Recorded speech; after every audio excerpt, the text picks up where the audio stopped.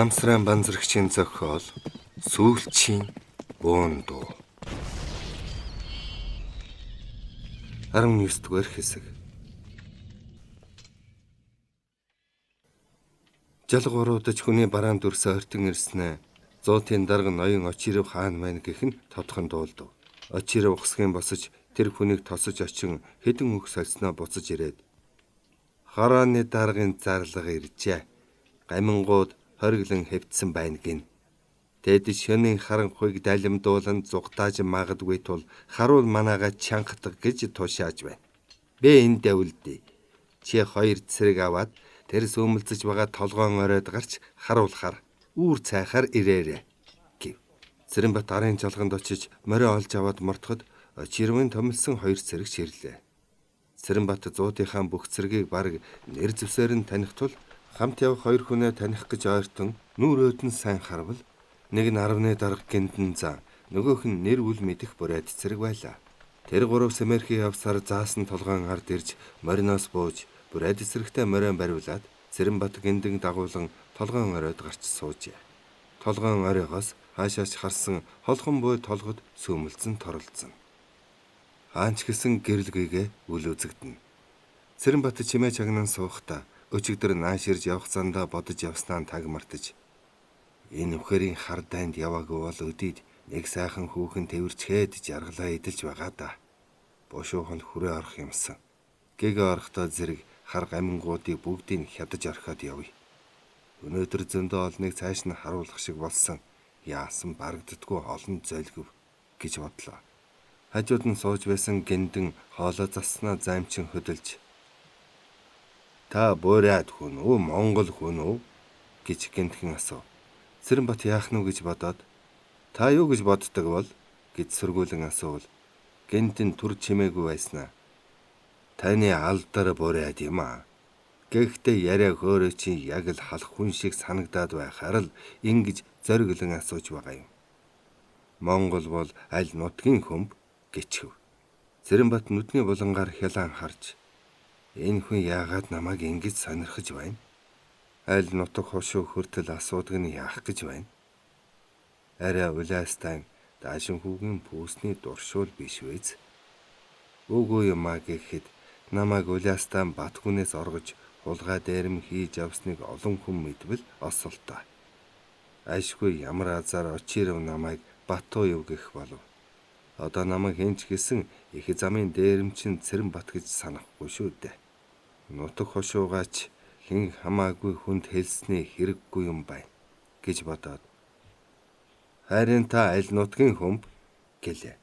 Гиндэнч түүнийг нутаг усаа хэлэхэд дургүй байна гэдгийг мэдээд бэ Цэцэн хан аймгийн хүн жинхэнэ халах энэ цагаан намын орсуудад баригдаад зовж явна гэж зуутын туслахай чухам юу гэхийн сонсох гэж ингэж хэлжээ.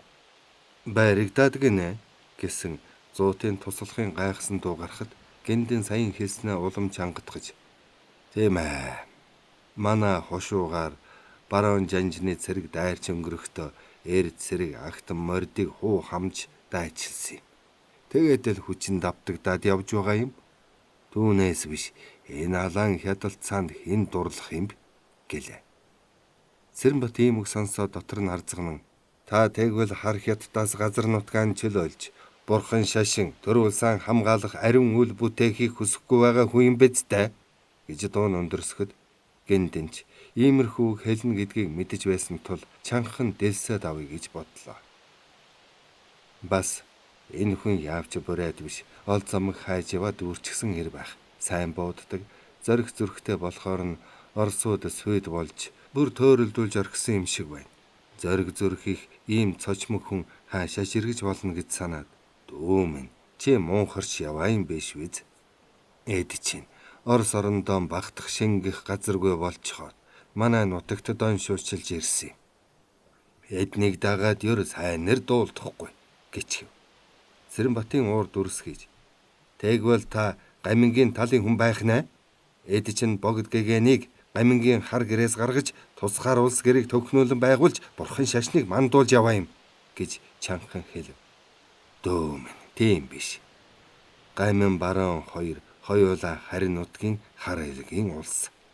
Хоёулаа манай Монголд ясгордсон нохой шиг шиншилж ирээд өвөр хоорондоо хэмлэлцэж байгаа юм. Монгол хүн Монгол газараа эзэн байх ёстой.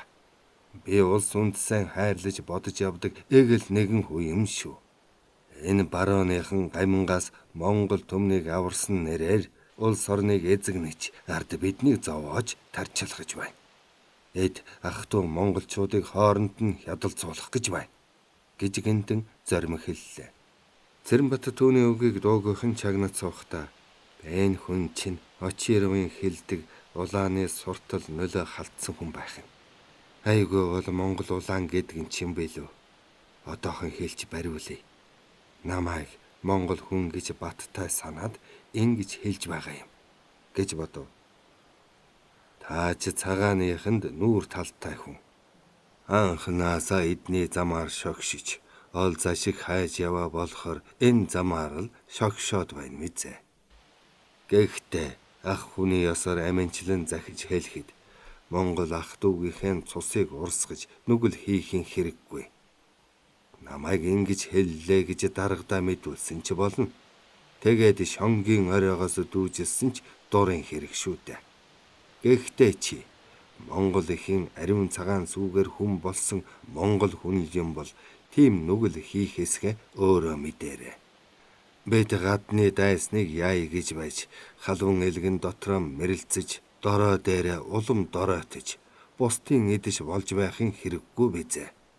Миний хэлсэн энэ үг хожимын нэгэн өдөр санагдаж магадгүй шүү гэж гинтэн хэлчихэд түүнээс баг зэрэг хөндирлөө. Цэрэнбат бүр бантаж орхив. Үүнхээр энэ хүний хэлдэг шиг юм болж байгаа юм биш үз? Би буруу замаар оров. Манай Монгол ямар үйлийн үрээр гамин цагаан улаан аюултай учрав. Нэг бол би төөрч бодсон, үгүй бол энэ хүн төөрч мөнгөсөн хэрэг. Бэ өмхий санаатай хятадаас л ус авах замда эдэнтэй нийлсэн шүү дээ. Өнөөдөр ч гэсэн тэр ус хонзонгоол санаж олон ч гамингийн аминд хүрлээ. Энэ хүн амингийн тал их гэхэд ингэж тэдний өдөөс буу шагааж явах учиргүй. Бэ Монгол газар нэгч хятад хүн байхгүй гэж Яравгийн хүрээний улаан сахиусанд андгаа тангарах тавьсан. Тэр тангарахтаа үнэнч байж хятад гаминтай үхэх ам урсах цусаа үл хайрлан дайтж явна. Энэ яасан сонин хүм. Үүнтэй хамаагүй ярьж болохгүй юм байна. Толгойч цустаж мэднэ. Үгүй бол улааны талын хүн болж таарлаа. Надтай ямар санаатай ийм сүрхий үг ярина уу? Нэг л учиртай да гэж бодож байлаа. Гинтэн түүний ганц ч үг хэлэхгүй таг болчхоор нь энэ хүнд яаж ч хэлээд нэмэргүй амтэн шиг байна. Монгол хүн биш юм болов уу? Тэгвэл чи намайг эсвэдлэн хэрэггүй л ярьлаа. Хэрэв намайг барьж өгвөл яах вэ? Орос хэл мэдэхгүй юм шиг байна лээ. Улаан цам ноцох уу? Үгүй бол энд нухчхаад орох уу? Баригдахад хөрвөл аргалж болох болов гэж эргэлзэж байна. Та улааны талын хүн юм а да гэж Цэрэнбат асуув. Гиндингийн дотор барс хийсэн боловч надад улаан цагаан нь ялгаа алга. Ганцхан л улс Монголоо гэсэн чин сэтгэлтэй хүн шүү гэлээ. Цэрэнбат өөрийгөө гадны хүн болгох гэж та намайг ер нь хэн гэж бодоод байна? Зуутын туслах Батуевтай ийм аимшиггүй ярина гэж юунд зүрхлээ.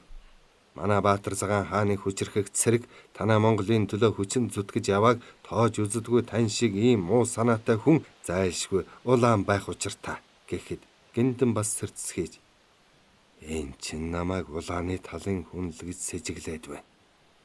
Би ч алдах шиг боллоо.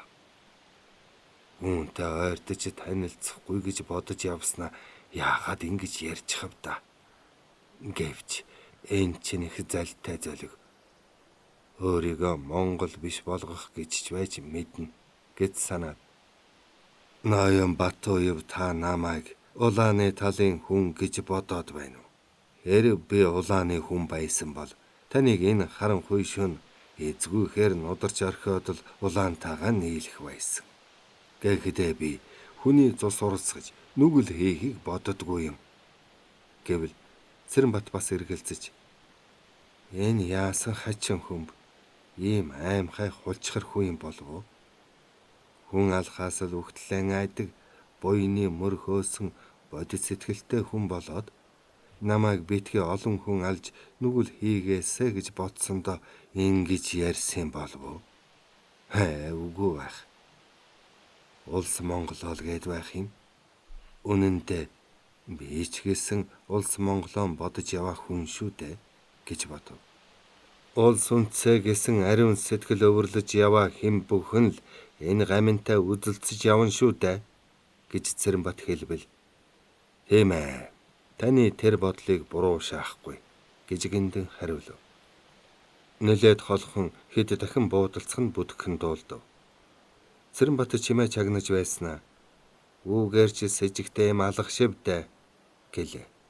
Гиндэн юу ч хэлсэнгүй тагч байлаа. Тэр хоёр тус тусынхаа ярьсан зүйлээ тунгаан бодож хэн аль нь өөрийнхөө хэлж ярьсныг зөв гэж бодож байжээ. Дахиж буун дууч гарсангүй. Мань хоёр ч хэлгүй юм шиг сууж байтал ханхарваг бүрхэж байсан харанхуй зүүн талаасаа шуугдаж үүр хаяарав. Цэрэнбат аажимхан босож сунааснаа өөр чи цайлаа явъя да. Таныг би барьж өгөхгүй. Сэтгэл зовлтгүй гэвэл гиндэнч тоомсоргүйхэн олмэд барьж өглөө гээд танд ямар ч хонжоо гарахгүй. Би Монгол улсынхаа төлөө л гэсэн ариун санаатай жирийн нэгэн гэмгүү хүн шүү гэж шин ярьсан бүх зүйлээ огтхонч яриагүй юм шиг өгөөлөв.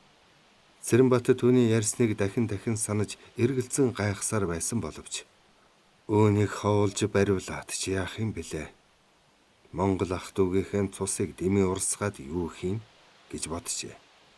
Тэр хоёр толгой дээрээс бууж ирэхэд морь бариад хоцорсон бүрээд цэрэг хорхирон унтаж байлаа. Босс гэж Цэрэнбат омогдоход бүрээд цэрэг учиргүй сандарч босон хараагаад нүдэ нохлов. Цэрэнбат мориндоо мордож хоёр цэрэгээ дагуулan 100 төөдөө явж байхдаа энэ хүнийг очирөвт хэлэх үү байх уу? Төрөн би хэлэхгүй гэсэн болохоор дуугуйл бай. Нэг удаач гэсэн буян уйлдээ. Энэ хүн надад ямар гэм хийсэн биш гэж бодно. Тэр гурав шогссоор алсын бараа сайн харагдаж байхад зуут дээр ирлээ. Очиров түрмгийн цангаараа том алхлан тосож ирээд "За, мен дөнгөрвөө" гэлээ. Цэрэнбат толгой дохиод мориноосоо өсрөн бууж бүрээд цэрэгт морой өглөө. Очиров Цэрэнбатыг дагуулan иргэний мухард суугаад дашмагтаа архи өгөв. Цэрэнбат архийг нь авч үзвэл дүүрэн байжээ. Таны энэ савтай арх ер дундардгүй ил битээд юм а гэвэл Очиров маасан инээж шөн дөөргсөн чамд хадгалж байсан юм гэв. Цэрэнбат архинаас нэлээд угаад буцааж өгвөл ууч би сая зөндөн уусан гэж Очиров хэлэхээр дуустал нь хөнтөрчээ. Цэрэнбатыг архиан ууж дуустал буун дууч тажигнлаа. Очиров өндөлзөн байрандаа гэж хашгирав. Цэрэнбат буугаа шүүрэн авч жалганы ирмэгөөд соройлов. Наран ургах зүгээс гамингууд бараантан айсв. Цэрэнбат буугаа онлон шагааж дайсныг хүлээв.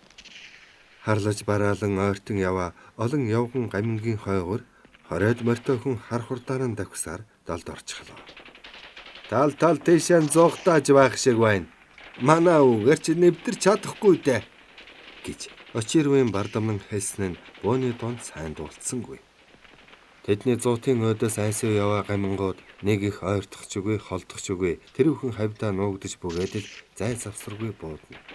Харилцсан буудалцаж байтал нар мэлтсхийн гарч ирлээ. Наран сөрөг буудахад онож байгаа эсэг нь мэдэгдэх аргагүй байлаа. Тэгтэл түрүүн хоройд морьтон цугтааж алгуулсан газраас бас нэлээд олон морьтой хүн давхин гарч ирээд зүүн хойш чигтээ холдож харагдлаа. Очиров босон харайж цэргүүдээ моринд зугтааж байгаа гаминг хөөе гэж хашгирав. Зуутынхан буутгаан болж арын жалганд нуусан мориод уван цун гүйлээ.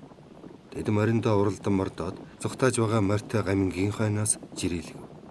Очиров сэлмээ суулж далаагаад давхиж яваа харагдахаар Цэрэнбат түүнийг дуурах гэсэн боловч сэлмээр завшиж юр үзээгүй тул ташуур баттай санагдаж сэлмээч сугалсангүй ташуураа далаа. Тэр хилэн хар мөн л зуутынхнаас хол дөрөөлөв. Зугтааж байгаа гамингууд хойноос нь морд зэрэг хөөж явааг мэдээд мордоо байдаг чадлаараа оруулган зугтаахын зэрэгцээ эргэж хараад буудна. Тэд морин дээрээсээ тийм ч муугүй бууддаг болол та. Цэрэнбатаас урдахнуур давхиж явсан нэг зэрэг морин дээрээсээ хийсэх мэт хохрон унлаа. Түүнийг сум онцгой бололтой гэж Цэрэнбат бодоод уур хэлн бадарч морион давирав. Зугтааж яваа гамингийн сүүлийн хідэн хүнийг гүйцлээ. Хамгийн сүүлд явсан хүний толгой руу тэнцэн ташуураар чанга зохиход тэр гамин говьснаа мориныхон хүзүүрөө тонгорон унлаа. Бас нэг гамин зохих гэтэл морин огол харайн босгож зохиж чадсангүй. Гамингууд ухаа мадаггүй амь тэмцэн зогцсаар баг шиг толгойн араар тойрлоо. Цэрэнбат гав ганцаар тэр толгой дээр давхин гарч ирэхэд малгайн суман доногдож хийсэн онов. Толгойн цаанаас олон явган гамин шуугалдан гарч ирэв. Цэрэнбат мориныхаа амыг дээлсэнгүй тэдний дундуур давхин орж галзуу юм шиг уухаалан хашгирч ойртсон бүхнээ зохилж байтал зүүн талын хавир хавцаа халуун өргөд явчихв. Түүнийгээ ч сайн ухаарсангүй ууламж сүртэй чанга хашгиран хавтж ойртсон бүхнээ зохилоход гамингууд тал тийшээ бутран зогтаа. Эд ганцхан надаас айгаад зугтааж байгаа болов уу гэж санаад эргэж харвал зуутынх нь давхин ирлээ. Зугтааж чадаагүй хэдэн гамин гараан өргөж газар сөхрөн суулаа. Очиров Цэрэнбатын дэргэж шуугуулан давхиж ирээд "Баатар эр тунчгаа хэмшигтэй байлдав" гэж хашгичв. Зевскэн хайж газар сөгдөн суусан гамингуудыг хэдэн цэрэг босгооттов. Энэ хавьд байсан гамингуудын алагдах нь алагдаж, зарим нь зугтааж, нилээд олон нь бууж өгсөн учраас буун дооч холдлоо. Очиров зуутаан хурааж цуглуулад хороо өдөө хатирв. Хороо байрлсан газар ойртоход буун доо нийжгэн сайр байлаа.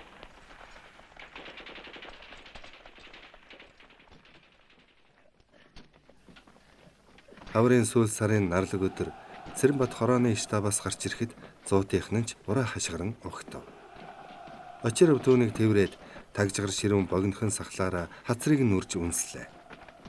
Тэгээд Цэрэнбатын ингэр дээрх загалмай одон барилан үзэж "Ёстой баатар" гэж магтлаа. Цэрэнбат улаан хад хэмээх газар гаминтай байлдахад үнэхээр баатар зэрэг гаргаж байлдсан учраас баруун жанжны тушаалаар энэ одонгоор шагнасныг сая хорооны дарга нь гардуулж өгсөн ажээ.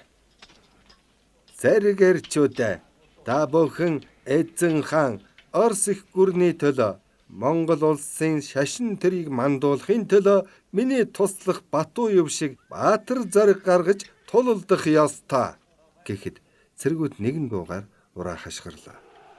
Очиров цэргүүдийнхэн өмнөр нуруугаан үрж таахалцсан алхаж байснаа. "Манай цэрэг одоо богд гэгэнд мөргөхөр явна. Гэгэнд мөргөчхөд холын замд их дайнд мордоно" гэж хэлээд командогч цэргүүдээ 3-3-аар нь жагсаагаад хуарангаас гарахад бусад 100 сумангуудаж хойноос нь дагалдав. Цэрэнбат богдод мөргөн гэхээс туйлгүй баярлаж зүрхэн түгтөг зохилоход эд хоногийн өмнө олсон шарх нь янгинан өвдлөө. Гэлээч түүнийгээ тоосон чигүй. Амьд бурхан богд гэгэнд мөргөж адис авсан байхад бууны сумандч даагдахгүй болно гэж бодхоос сэтгэл нь их хөөрнө. Цэргийн цуваа богд хааны голын ногоон ордны зүг хурдан алхлав. Зөвхөн энэ хорооч биш, хүрээний энд тэнд хуарагнаж байгаа олон анги бүгд голын ногоон ордны зүг явж байна. Очиров Цэрэнбат хоёр зуутынхаа өмнө их л баяртай юм ярилцсан явлаа. Цэргийн жагсаал дунд голын модон гүрээр гарч богдын ногоон ордны үүдэнд ирж эрэм дараагаар зогсов. Жагсаалын өмнө зуутын дарга нар туслахуудтайгаа тэднээс нэлээд зайтай хорооны дарга нар онцгойд зогсож ногоон ордны гаднах хэрмийн сүртэй гоё хаалгууд байн харна. Нэлээд байцнаад гол хаалгаар хэдэн хүн гарч ирлээ. Дарга нар дуугаа авалцсан командогч цэргийн жагсаал огт хөдөлгөөнгүй болж хаалгаар гарч ирсэн хэдэн хүмөд харцгаав. Тэдгээр хүмүүс цэргийн жагсаалын өмнө нэрээ зогсоход "Барон Жанжин" гэж очиров аяархан шивгэнэв. Цэрэнбат тэр хэдэн хүмөд сайтраажбал голд нь өндөр туранхай биетэй хөх торгон Монгол дээл өмссөн орос хүн байлаа. Орос Жанжин гэх чинь тэр мөн бололтой. Тэр хүн гараан өргөд хэдэн үг хэлв. Очиров мөн шивгэнэв. "Богд хаан бүх цэрэгт айдас хүртээх гэж байна" гэв. Гол хаалга хоёр тишээ цэлийн онгойж бүрээ бишгүр хангинаж хэнгэрэх цан нэжигнэ. Цэрэнбат бүрээ бишгүр хэнгэрэх цангийн дуу сонсоод сэтгэл нь бөмбөрөн уярч багаас үзэж сонирхож байсан яравгийн хүрээний бомбэргэх дуутын хүрээний цам майдар санаанд нь орж төрж өссөн нутг нь үзэгдэх шиг болж нүдний нулимс нь цээлэлцэв. Баруун жанжин шадар бараа болгочдынхаа хамт гол хаалга зүглэхэд хойноос нь Цэрэнбатын хороо даглаа. Цэрэнбат гол хаалгаар орохдоо зүрх нь хүчтэй дээлсэж ийш тийшээ сэлбэлцэн харж амандаа аяархан майн уншив. Хороо хэрэм дотор ороод зогслоо. Цэргүүдийг хоёр гинэ болгон жагсааж байтал богд хаан гэж авир шивэр хийх дуу гарав. Цэргүүд хойд сүмийн зүг харвал өндөр тавцсан суудал дээр богд хаантан залран гарч ирэхэд бурайд цэргүүдэд цөм бишрэн сөгдөхөд Орос цэргүүд ч дуурайн сөгдлөө. Богд гэгэн тавцан дээр зассан түшлэгт сандалд айжуухан суухад хамгийн түрүүн баруун жанжин шадар бараа болгочдынхаа хамт очиж мөргөөд адис авлаа. Дараа нь хороо зуут салаа сумангийн дарга туслахуд мөргөх болж цоврон зогсов. Цэрэнбат богдод ойртохдоо өөрийн ирэхгүй сүрдэн биширч хөлн жичрэн. Богдын өмнө очиод малгайгаа аван тонгойход богд зулаа дээр нь гараа дөнгөж хүргэснэ. "Чэ Монгол хөнөө?" гэж асуулаа. Цэрэнбат малгайгаа баруун сугандаа хавчуулж богдын хөлөөс адис авснаа. "За тийм ээ" гэж аяархан дуугараа зүрхлэн харвал нүүр нь ихэд цэлхийсэн ядарсан настай хүн түүнийг ширтэж байснаа.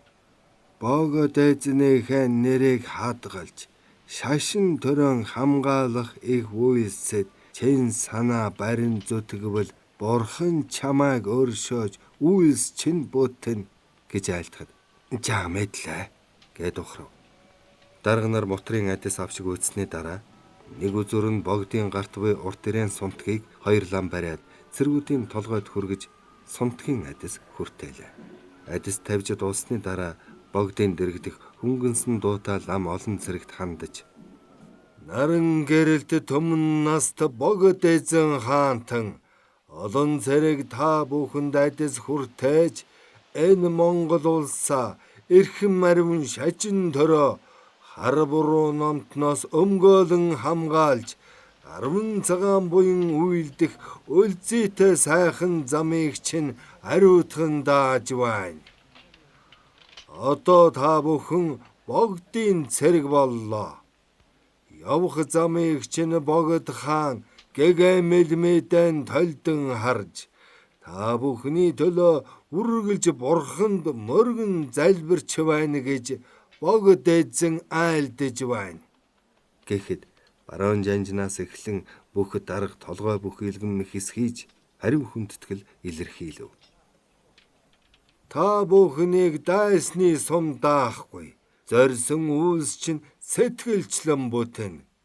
Шашин төрөө мандуулж хамаг амтны тусын тулд энэ биеэн зориулбал хойд насандаа бурханы оронд төрж жаргалын дээдийг эдэлнэ" гэж өнөө лам өндөр дуугаар хэлв. "Би богдын цэрэг боллоо. Бурхан шажнаа хамгаалах ариун дайнд мордон" гэж бодхоос Цэрэнбатын сэтгэл их хөдлөв. Тэдний хороо хэрмээс гарахад дараагийн хороодын цэрэг зөрж дотгош оржээ.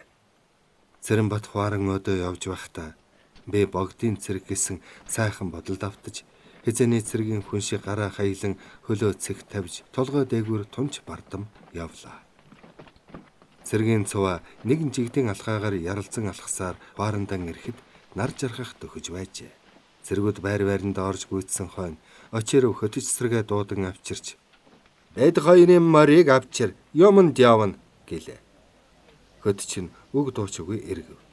Цэрэнбат зуутын даргуудаа харж "Хаашаа явах юм?"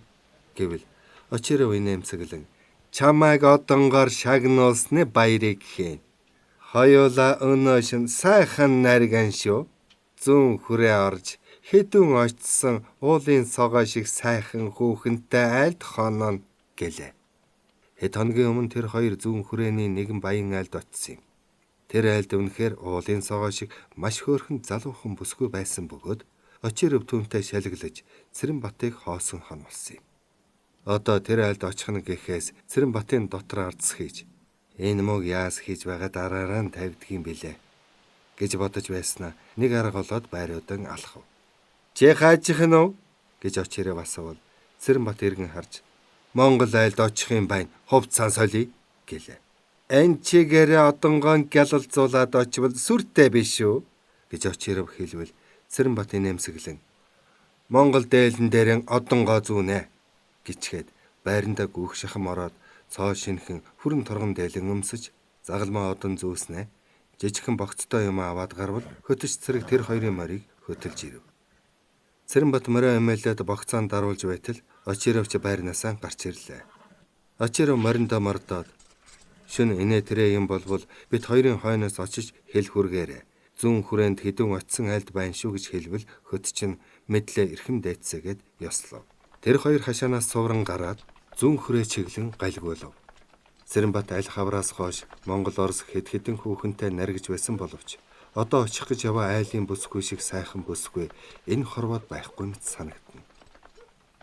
Тэр бүсгүй үнэхээр гуа сайхан төрснөөс гадна уран айлынхаа ааштай хүний сэтгэлийг ил битэн татаж чадах нууц өвдөстэй мэт ажээ. Цэрэнбат хэд хоногийн өмнө амин цэрэгтэй байлтахаар явж байхдаа юу бодож явлаа. Дайнаас буцаж ирээд бүжин ламтайгаа уулзна гэж бодож хүсэж явснаа хүрээнд дэргэж ирсэн оройгоо аминг ялсандаа хөөрч өнгөрсөн хэдэн дарга нартай нийлж мал болтлон арх уусан цагаас хойш мартсан юм. Одоо ч тэр тухайн нэхэн санахаас дургүй хурч буш ухаал тэр гуа бүсгүйтэй учрах юмсан гэсэн нэгэн яаруу хөөрөө бодол төрнө. Бас харуул харж суухта гиндэнтэй ярилцсан яриагаа үе бодож эргэлзэн гайхах хардан сэрдэх бодол төрж төөрч мөнгөнөж яваа юм биш үз гэж сэтгэл зовж байснаач тэр шүн хэмжээ хязгааргүй харьхууж баатар зөрөгтэй байлцсан гэж олон хүнээр магтуулж баруун жанжнаас одон тэмдэг шагнуулаад бас мартаж орхисон байна. Цэрэнбат хаяа ингэртээ зөөсөн одон өдөө хялмхийн харж бэ ч одоо үнэхээр мундагэр болжээ. Манай хороонд над шиг юм одон хүртсэн монгол хүн нэгч байхгүй. Бас өнөөдөр богдоос мотрын адис авч түүний ивэлд багтсан итгэлтэд сэргэн боллоо. Бурхан шажнаа хамгаалахын төлөө төрсөн биеэн зориулахад энэ насандан үйлдсэн нүгэл хэлэнц арилах биз гэж бодов. Очировыг нүдний болонгаар сэм харвал саяхнаас ургуулж байгаа тагжгар сахлаа байн илж их л баяртай явна. Манер өнөөшин тэр гуа сайхан бүсгүйтэй наригна гэж бодоод л баярлаж байх шиг байна. Чамаагч нэг дөнгөх байлгүй. Энэ хорвоо бас тийм сайхан хүнийг төрүүлдэг байжээ гэж бодхоос түүний төлөө амиач өхөөс буцамгүй санагдана. Бүсгүн эцгэн гэж лухгар тарган ир зүүн хүрээ байтугай халах даяар цуутай панцчин овжин залтай юмны арга ивийг эвтэйхэн олдог хүн байжээ. Тэр панцчин цагтөр самуурхыг далимдуулж гаминдэж нүр алдсангүй.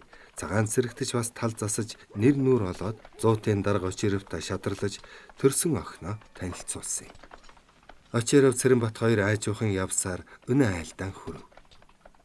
Өндөр шургаа хашааны бахим том дааман хаалга нь тас түгжээтэй байлаа. Очиров мориноос бууж дааман хаалганы дэрэгдэх явган хүний жижигхэн хаалгыг аяархан нүдэхэд Цэрэнбатч мориноос буув. Очиров хаалгыг нь дахин нүдэхэд ер хүн эрх шинжгүй байхаар нь нэлээд чанга балблаа. Тэр айлын омогтой том гарц нохоо уягаан тасчулах төхөн боргоо. Хөлийн чимээ гарч хашааны хаалганд ойртож ирээд айж болгоомжилж байгаа бололтой түр чимээгөө болоход хаалга тайлаараа бэ зуутын дарга Очиров байна гэж хашгирав. Хаалганд ойртож ирсэн хүн шууны нүчиг жижигхэн нүхээр шагааж харснаа онц торхи мултарч мөрдөгээ хангинаж хаалга алгуурхан онгойлоо. Гэрийн эзэн тэр хоёрыг харж ялдамхан инээ эвхэлж мэхийснэ. Морилан орох тун гэж нялуун дуугаар хэлв. Тэд мордон хөдлөн дотгош ороод хашааны болонд мордо бэхлэн уйжээ. Өжмөхөн том хашаа голлуулан барьсан дүнхэр том цагаан гэрийн хойно 4 жангийн орс маягийн байшин байна. Тэр байшингаас баруунтай бас жижигхэн шавар байшин морины сарвч харагдав. Цэрэнбат хэдүүн шөнө ирсэн тул энэ бүхнийг сайн харж амжаагүй юм. Гэрийн эзэн үүд сөхөж тэр хоёрыг ихэд хүндлэн гэртэн оруулав. Эцэгтэй тарган цагаан авгаа тэр хоёрыг харснаа дуу алтан босож олбог гудас дэвсээд дээшээ морилгэлээ. Охин нь Очировыг Дараа нь Цэрэнбатыг харснаа нүүр нь улсгэж харцаан буруулав. Очиров Цэрэнбат хоёр дэвсэн гудас дээр суухад гэрийн эзэн зүүн хоймроо завилан сууж өөрөөсөө цавцгаан хаш хөөр гаргаж алтан нуухтай том хүрэн шүрэн толгойг нь сугалснаа Очиров Сарвайн "Түншөд ойрдан үзэгдэхгүй яагаав" гэв. Очиров хөөргийг нь тосон авч алгандаа бөмбөрүүлэн харснаа толгойг нь сугалж мөнгөн хутгуурын үзүүрийг нь үнэрлээд "Дайнд яваад" гэснэ хөөргийг нь буцааж өгтөө охин өөд нь шуналтай наргагүй харлаа. Гэрийн эзэн хөөргөө Цэрэнбатад өгөх зуур "Цаг төрөөмэнтэй хэцүү байна. Бэдэмэтийн сандрах нэгчгээсэн Баатар цагаан хааны хүчирхэг цэргийн өмг төшигт байгаадаа баярлж байх юм" гэлээ. Цэрэнбат хөөргнөөс тамхи хутган авч эрхий хурууныхаа хумсан дээр овоолцоход хамартан ойртуулбал шар тамхины содон үнэр хан хийв. Гаднаас гэрийн тоогооч настай хятад орж ирээд ямар хоолунд бэлтэх тухай эзэгтэйгээс асууж лавлаад гарав. "Дайн тулаанд явсан гэв үү?" гэж гэрийн эзэн лавлав. "Дэмэ. Улаан хад гэдэг газар олон мянган гаминг хяар зохиод ирлээ. Миний туслах Батуев тэр байлдаанд гарамгай сайн байлдаж баруун жанжинаас загалмаа одонгоор шагнуулсан. Энэ одон бол Баатар цагаан хааны хамгийн дэд одон тэмдэг байгаа юм. Туслахынхаа энэ өндөр том шагнал хүртсэний баярыг та бүхэнтэйгээ хамт хий гэж ирлээ" хэмээн Очиров өгүүлв. Цэрэнбат инхүү магтуулсандаа хэдэ дуртай байсан ч баг зэрэг нэрлэхэж "Үүнээс жилөөх баяртай сайхан зүйл боллоо. Манай цэрэг өнөөдөр богд гэгэнд бараалхаж мотрын айдас хүртлээ" гэв. "Ямар их азав. Эдийн хүрээнд насараа сууж байгаа ч гэсэн богдынхоо мотрын айдас байтугай сунтгийн айдасыг ч хүртэж чадаагүй л байна" гэж гэрийн эзэн ярив. Тоогооч хятад орж ирээд хоймор байгаа алтан хээтэй намхан ширээн дээр том мөнгөн домптой сүтэй цай, мөнгөн аяга, хятад нарийн бов өрсөн дэрвгэр амсартай мөнгөн цар, өрөм ааруул овоолсон зэс цар, арз хорз, дарс мэглүү, хар арих, хаш хундаг тэргүүлтнийг эрэмб дараатай өрөв. Тэд сүтэй цай ууж боовшоо идэж суутал уур савсан сайхан үнэр ханхалсан бууз манш нарийн махан хуурга авчирлаа. Очиров Цэрэнбат хоёр өчүүхэн ч нэрлэхэж бишүүрхэлгүй амттай хол ховдоглон идлээ. Гэрийн эзэн эхлээд хаш хундганд хар арих мэлтэлзүүлэн хийж барив. Очиров арихнаас сэржим өргөөд "За, энэ хундгыг манай хүчирхэг цэрэг дайснаа бүрэн ялахын төлөө тогтооё" гэв. Бүгд түүний хэлснийг бэлгшээж арих ууцгаав. Гуа сайхан бүсгүй хоол идэх зуур торомгор алгнуудээрээ инээмсэглэн Цэрэнбатууд харснаа түүнээсээ ичиж зовсон бололтой харц буруулна. Цэрэнбат хариу инээмсэглэл шагнаад нүдээ ирэмчгэв. "Та бүхэн арих зоогл" гэж гэрийн эзэн шавдаж шаардна. Мань хоёрч хүнээр шахуулалгүй дараалан хөнтрөн. Тэднийг хооллож дуусахад тоогооч аяг тавг тэргүүднийг хурааж ширээн дээр ваартай шилтэй арих хундаг үлдээлээ. Очиров хэдэн хундаг арих уучгаад нэлээд халамтсан гуа бүсгүйг оролдох санаатай дэрэгдэн очиж суулаа. Цэрэнбат одоо л мэхээ хийх цаг боллоо гэж санаад богцоо уудлан баах юм гаргаж хажуудаан тавьснаа. Сайхан танилцсны баяр гээд гэрийн эзэнд урт баранзад хадаг дээр 50 лангийн 2 гимбүү тавиад барив. Гэрийн эзэн авах гэснээ гэдэж "Дүүгийн энэ бэлэг надад хэтэрхий хүнддэж байна" гэвэл "Ах минь тогтоож хайрал. Сайхан танилцлаа шүү дээ" гээд хадаг мөнгөө урдаас нь бариад байв. "Хүн сайхан санаж бэлэг барьж байхад авах нь зүйтэй" гэж тэндээс Очиров дэмжив. Гэрийн эзэн их л хүндэтгэн тосож аваад бурхныхаа авдар дээр тавилаа. Цэрэнбат дараа нь эзэгтэйд хуй хамбан дург, совдан сам, охинд нь үүлэн цэнхэр өнгөтэй үйтэн ухаар, хос алтан бөгж, сувдан зүйлттэй алтан аймаг өглөө. Очировын хор хөдөлсөн бололтой "Бэ та бүхэнд үүнээс жилүү бэлэг өгнө. Ганцхан түүнийг өнөөдөр авчирч чадсангүй дэ харамсаж байна" гэвэл "Тэр яхав та бүхний өмгөөлөл дор бид жаргаж суун" гэж гэрийн эзэн долгоно. Бэлэг авснаас хойш гуа бүсгүй очироо бас аль болох хүнд ирэхийг хүсэж Цэрэнбатад ойртлоо. Гэрийн эзэн ч очрыг нарийнаа ухаарч та бүхэн айр их ууцгаа гэд очирөвт том мөнгөн аяганд халаасан ганцаа хийж барив. Цэрэнбат очирөвийг согтоож унгах юмсан гэж бодоод өөрөө ч их ууж түүнийг зогсоо зайгүй шахна. Очиров учиргүй их согтож хяламан орооцолтон хүүхнийг тэрвэрж авах гээд өнхөрчөв. Цэрэнбат түүнийг өндийлгөөд аягтаа арх барив. Очиров архийг нь асхан цутхан байж залгилснаа дуулах гэж оролдоно. Тэр сүлдээ ухаан алдаж тэрийн унахад гэрийн эзэн тогооч луухан хоёр дамжлан авч гараад гэрийн хойно байгаа байшингийн нэг өрөөнд оруулжээ. Гэрийн эзэн гаднаас орж ирэхдээ Цэрэнбатууд харж "Шөнө оройч боллоо. Та унтаж амрахгүй юу?" гэлээ. Тэгі өглөө эрт явна гэд Цэрэнбат өндөлцөв. "Миний охин, энэ эрхмийг аваачиж амруул" гэж гэрийн эзэн хэлбэл Цэрэнбат ч босон харайжээ. Тэр бүсгүйг дагаж гэрээс гарахад сэрвхэн салхи сэнгэнэн үлээж дотор онгойлоо. Бүсгүй түүнийг дагуулan очирвын орсон өрөөний баруунтах өрөөнд орж лаасааж өргөн модон орон дээр дэр тавьж хөнжил дэлгэснэ. "Та энэ орон дээр унтаарай" гэчгээд гарах гэхэд нь Цэрэнбат ханцуунаас нь шүүрэн авч биедэн ойртолоо. "Та яач байгаа юм?" гэж хөөхөн чичирсэн хоолоогоор аяархан хэлээд өөдрөө зүтгэлв. Цэрэнбат түүнийг тэврэн авч орон дээрээ авчран дээрээс нь даран унахад хөөхөн гараараа түлхэн "Та байцалтаа гэрлээ унтраа, би хувцаач тайлъя" гэхээр нь шалгуухан босож дээл гутлаан тайлаад зассан оронд орлоо. Хөөхөн лаагаа үлээж хаалгаан төгччгээд өвөрт нь орж ирэв. Цэрэнбат түүний биед хүрэхтэй зэрэг хоёулын ориглон бадарч ямар зөөлөн яасан ялтамхан инхри амтан бэ гэж бодоод түүнийг тас твэрч хизээш үл мартагдах сайхан үнэрт нь толгой иргэн мансуурав. Хөөхөнч бас хоёулын хөдөлж Цэрэнбатын хацарт хацраа наагаад "Та сайхан хүн шүү. Тэр шүлхий бүрээд намайг бозралсан юм.